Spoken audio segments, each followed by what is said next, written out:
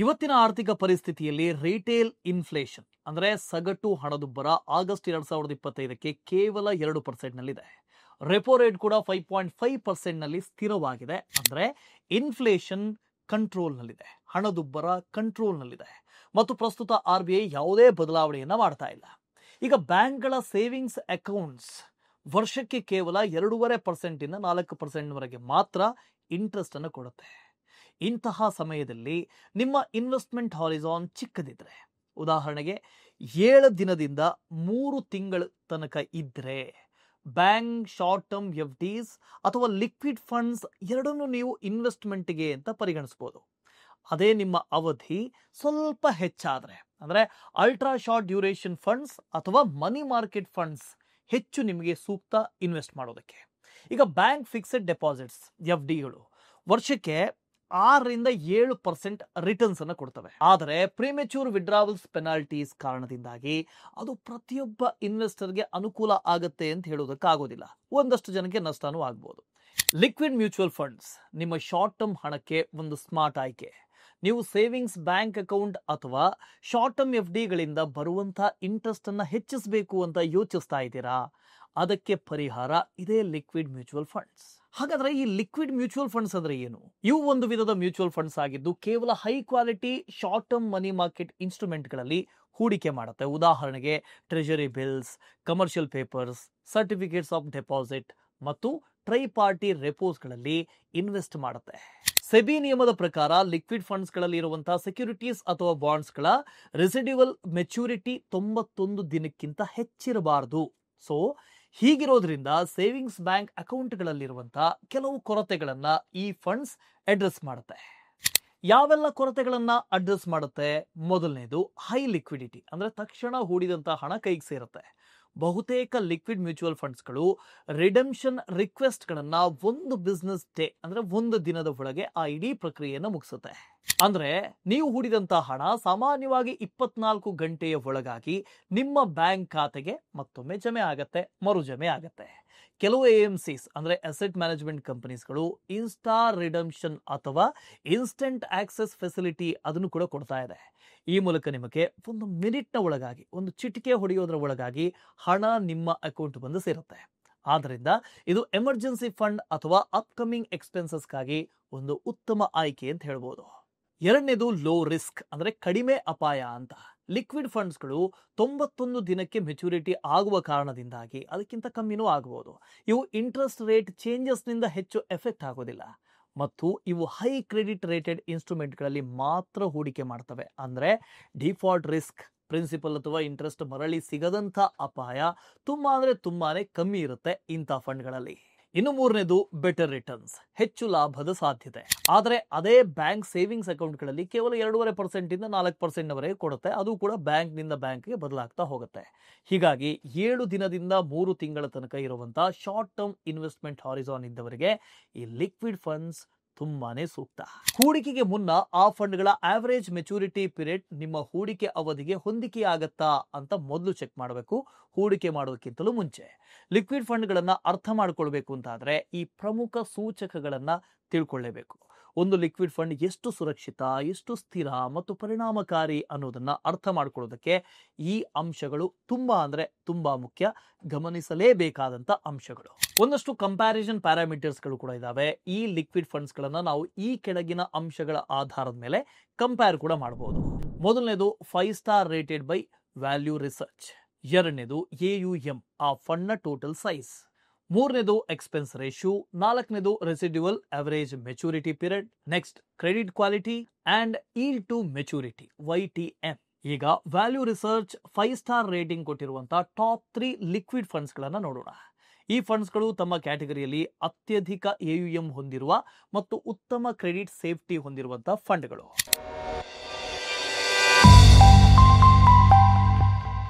ಮೊದಲನೇ fund Aditya Birla sun life liquid fund direct growth. ಈ fund ಅನ್ನ ಜೂನ್ 16ನೇ ತಾರೀಕು 1997ರಲ್ಲಿ ಆರಂಭ ಮಾಡಲಾಯಿತು.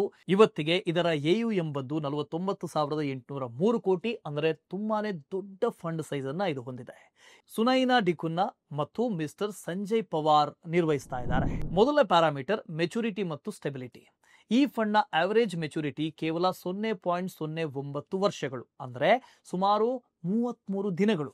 ಇದರರ್ಥ ಇದು ಇಂಟ್ರೆಸ್ಟ್ ರೇಟ್ ಚೇಂಜಸ್ಗೆ ತುಂಬಾ ಕಡಿಮೆ ಸೆನ್ಸಿಟಿವ್ ಆಗಿದೆ ಅಂತ. ಲಿಕ್ವಿಡ್ ಫಂಡ್ಸ್ಗಳು ಸಾಮಾನ್ಯವಾಗಿ ಶಾರ್ಟ್ ಟರ್ಮ್ ಬಾಂಡ್ಸ್ಗಳಲ್ಲಿ ಹೂಡಿಕೆ ಮಾಡ್ತಾ ಇರೋದ್ರಿಂದ ಅದರ NAV ನೆಟ್ ಅಸೆಟ್ ವ್ಯಾಲ್ಯೂ ಹೆಚ್ಚು ಬದಲಾವಣೆ ಆಗೋದಿಲ್ಲ. ಹೀಗಾಗಿ ಇಂಟ್ರೆಸ್ಟ್ ರೇಟ್ ರಿಸ್ಕ್ ಬಹಳನೇ ಕಡಿಮೆ. Next parameter returns and yield. ಈ ಫಂಡ್ಸ್ ನ ಈಲ್ಡ್ ಟು ಮೆಚುರಿಟಿ YTM ಸದ್ಯಕ್ಕೆ ಸುಮಾರು 6% ಇದೆ. ಸಿಂಪಲ್ ಆಗಿ ಹೇಳಬೇಕು ಅಂದ್ರೆ, ನೀವು ಇವತ್ತು ಈ ಫಂಡ್ ನಲ್ಲಿ ಹೂಡಿಕೆ ಮಾಡಿದ್ರಿ ಅಂತ ಅಂದ್ಕೊಳ್ಳೋಣ. ಅದರ ಅವರೇಜ್ ಮೆಚುರಿಟಿ ಪೀರಿಯಡ್ ಬಂದು 33 ದಿನಗಳು. ಈ 33 ದಿನಗಳವರೆಗೆ ನಿಮ್ಮ ಫಂಡ್ ಅನ್ನು ಇಟ್ಟರೆ ನೀವು ವರ್ಷಕ್ಕೆ ಸುಮಾರು 6% ರಿಟರ್ನ್ ಅನ್ನ ಪಡಿಬಹುದು ಆಫ್ಟರ್ ಡಿಡಕ್ಟಿಂಗ್ ಎಕ್ಸ್ಪೆನ್ಸ್ ರೇಷಿಯೋ. ಇದಕ್ಕೆ ಫಾರ್ಮುಲಾ ಏನು ಅಂದ್ರೆ, expected returns is equal to YTM minus expense ratio. ಇದು ನಿಮ್ಮ ರಿಟರ್ನ್. ಈ ಲಾಜಿಕ್ ಅನ್ನ ಕೇವಲ ಆವರೇಜ್ ಮೆಚುರಿಟಿ 1 ವರ್ಷಕ್ಕಿಂತ ಕಡಿಮೆ ಇರುವಂತಹ ಫಂಡ್ಗಳಿಗೆ ಮಾತ್ರ ಅನ್ವಯಿಸಬಹುದು. ನೆಕ್ಸ್ಟ್ ಪ್ಯಾರಾಮೀಟರ್ ಬಂದು ಪೋರ್ಟ್ಫೋಲಿಯೋ ಕಂಪ್ಯಾರಿಸನ್. ಈ ಫಂಡ್ ತನ್ನ ಹಣವನ್ನ ಈ ಕೆಳಗಿನ ರೀತಿಯಲ್ಲಿ ಹೂಡಿಕೆ ಮಾಡುತ್ತೆ. ಟೋಟಲ್ ಫಂಡ್ ಸೈಜ್ ನ 83.53% ಸರ್ಟಿಫಿಕೇಟ್ಸ್ ಆಫ್ ಡೆಪಾಸಿಟ್ಸ್ ಅಂದ್ರೆ CDs ಮತ್ತು ಕಮರ್ಷಿಯಲ್ ಪೇಪರ್ಸ್ ನಲ್ಲಿ ಇನ್ವೆಸ್ಟ್ ಮಾಡಿದೆ. ಇವುಗಳಲ್ಲಿ ಕಮರ್ಷಿಯಲ್ ಪೇಪರ್ಸ್ಗೆ ಅಲೋಕೇಶನ್ ಸ್ವಲ್ಪ ಹೆಚ್ಚಿದೆ. ಇನ್ನು ಉಳಿದಂತೆ 8.35% ಅನ್ನ ಟ್ರೆಜರಿ ಬಿಲ್ಸ್ಗಳಲ್ಲಿ, 4.42% ಅನ್ನ ಗವರ್ಮೆಂಟ್ ಆಫ್ ಇಂಡಿಯಾದ ಬಾಂಡ್ಸ್ಗಳಲ್ಲಿ, ಇನ್ನು 3.14% ಅನ್ನ ಕಾರ್ಪೊರೇಟ್ ಬಾಂಡ್ಸ್ ನಲ್ಲಿ ಇನ್ವೆಸ್ಟ್ ಮಾಡಿದೆ. ಉಳಿದ ಮೊತ್ತವನ್ನ ಸ್ಟೇಟ್ ಗವರ್ಮೆಂಟ್ ನ ಬಾಂಡ್ಸ್ಗಳಲ್ಲಿ ಅಂದ್ರೆ AIFs ಅಂದ್ರೆ ಆಲ್ಟರ್ನೇಟಿವ್ ಇನ್ವೆಸ್ಟ್ಮೆಂಟ್ ಫಂಡ್ಸ್ ಮತ್ತು ಕ್ಯಾಶ್ ಅಂಡ್ ಕರೆಂಟ್ ಅಸೆಟ್ಸ್ ಗಳಲ್ಲಿ ಹೂಡಿಕೆ ಮಾಡಲಾಗಿದೆ. ಇನ್ನು credit rating profile. Aditya Birla sun life liquid fund direct growth debt funds ನಲ್ಲಿ ಕ್ರೆಡಿಟ್ ರೇಟಿಂಗ್ ಪ್ರೊಫೈಲ್ ತುಂಬಾನೇ ಇಂಪಾರ್ಟೆಂಟ್. ಯಾಕೆ ಅಂದ್ರೆ ಅದು ಫಂಡ್ ಎಷ್ಟು ಸುರಕ್ಷಿತ ಮತ್ತು ಸ್ಥಿರ ಅನ್ನೋದರ ಸ್ಪಷ್ಟ ಚಿತ್ರಣವನ್ನ ಕೊಡುತ್ತೆ. ಈ ಫಂಡ್ ನಲ್ಲಿರುವಂತಹ ಹೂಡಿಕೆ ಹಂಚಿಕೆ ಹೀಗಿದೆ. ಟೋಟಲ್ ಫಂಡ್ ನ 86.59% AAA ರೇಟೆಡ್ ಬಾಂಡ್ಗಳಲ್ಲಿ, ಇವು ಅತ್ಯಂತ ಸುರಕ್ಷಿತ ಕಾರ್ಪೊರೇಟ್ ಬಾಂಡ್ಸ್. ಇನ್ನು ಉಳಿದಂತಹ 13.09% ಅನ್ನ ಸಾವರಿನ್ ಅಂದ್ರೆ ಗವರ್ಮೆಂಟ್ ಬಾಂಡ್ಗಳಲ್ಲಿ, ಇವು ಸರ್ಕಾರ ಬೆಂಬಲಿತ ರಿಸ್ಕ್ ಫ್ರೀ ಇನ್ಸ್ಟ್ರೂಮೆಂಟ್ಗಳಲ್ಲಿ ಹೂಡಿಕೆ ಮಾಡಲಾಗಿದೆ.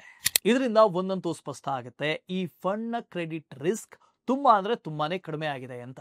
ಅಂದ್ರೆ ಪ್ರಿನ್ಸಿಪಲ್ ಅಮೌಂಟ್ ಮರಳಿ ಸಿಗದ ಅಪಾಯ ಅಥವಾ ಇಂಟ್ರೆಸ್ಟ್ ಡಿಫಾಲ್ಟ್ ಆಗುವಂತ ಸಾಧ್ಯತೆ ತುಂಬಾ ಕಮ್ಮಿ, ನಗಣ್ಯ ಅಂತಾನೆ ಹೇಳ್ಬೋದು. ನೆಕ್ಸ್ಟ್ ಪರ್ಫಾರ್ಮೆನ್ಸ್ ಮತ್ತು ರಿಟರ್ನ್ಸ್. ಈ ಫಂಡ್ ತನ್ನ ಬೆಂಚ್ ಮಾರ್ಕ್ ಗಿಂತ 1, 3, 5, 7 ಮತ್ತು 10 ವರ್ಷದ ಅವಧಿಗಳಲ್ಲಿ ನಿರಂತರವಾಗಿ ಉತ್ತಮ ಪ್ರದರ್ಶನವನ್ನು ಕೊಟ್ಟಿದೆ. ಅಂದ್ರೆ ಬೆಟರ್ ರಿಟರ್ನ್ಸ್ ಅನ್ನ ಕೊಟ್ಟಿದೆ. ಅಂದ್ರೆ ಅದು ತನ್ನ ಇಂಡೆಕ್ಸ್ಗೆ ಹೋಲಿಸಿದ್ರೆ ಸ್ಟಡಿ ಔಟ್ ಪರ್ಫಾರ್ಮೆನ್ಸ್ ಅನ್ನ ತೋರಿಸಿದೆ. ಆದ್ರೆ ಅದರ ಕ್ಯಾಟಗರಿ ಅವರೇಜ್ ಗಿಂತ ಸ್ವಲ್ಪ ಮಟ್ಟಿಗೆ ಹೆಚ್ಚು ಬೀಟ್ ಮಾಡಿದೆ ಅಂತ ಹೇಳ್ಬೋದು. ಅಂದ್ರೆ ರಿಟರ್ನ್ಸ್ ಉತ್ತಮವಾದರೂ ಅದು ಸ್ಲಿಮ್ ಮಾರ್ಜಿನ್ ನಲ್ಲಿದೆ. ನೆಕ್ಸ್ಟ್ ಫಂಡ್ ಬಂದು Axis liquid fund direct growth.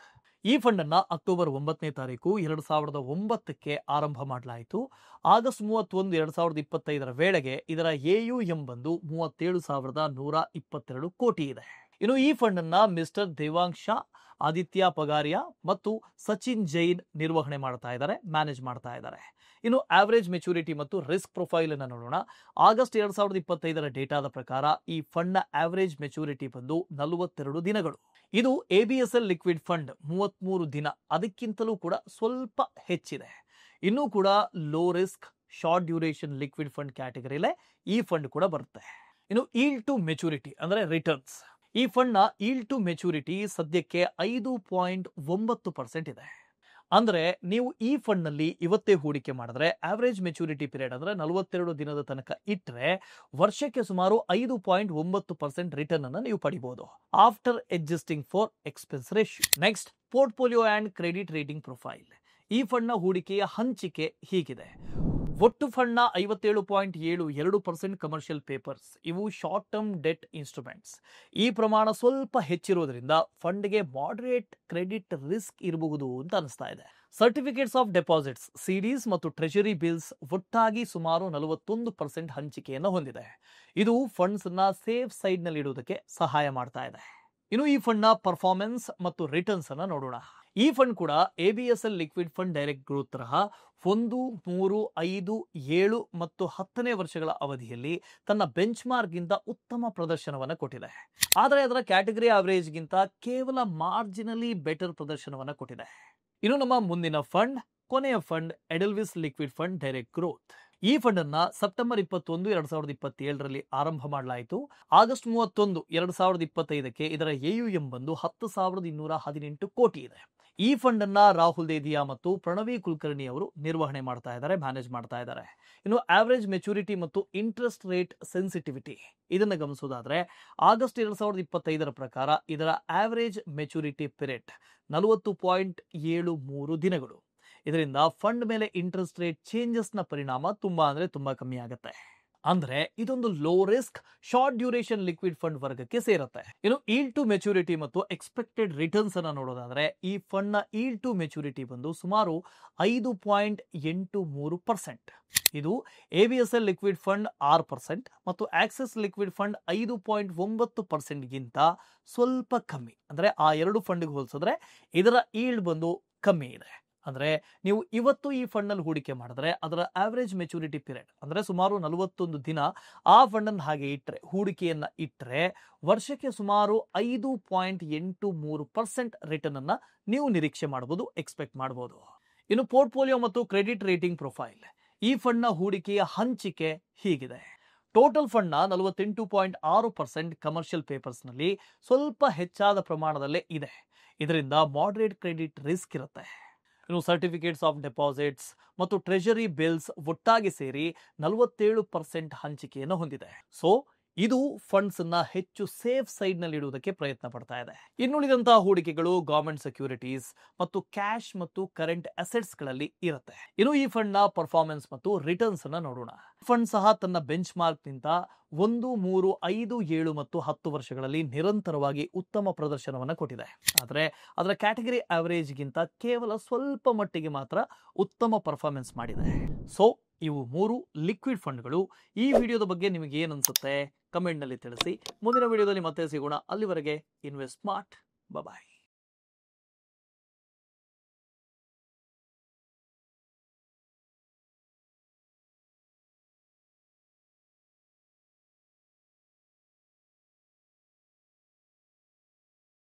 Investment in securities market are subject to market risks. Read all the related documents carefully before investing. Please read the risk disclosure documents carefully before investing in equity shares, derivatives, mutual fund, and or other instruments traded on the stock exchanges.